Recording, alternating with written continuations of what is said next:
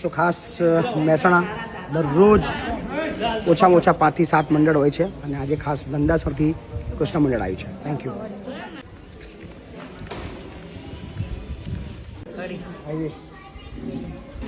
કયું મંડળ તમારું? કૃષ્ણ મંડળ નંદાસર. વાહ, બધા હાઈટ પહાડ ઉપરના જ છે બધા. ઘણા 75 વાળા છે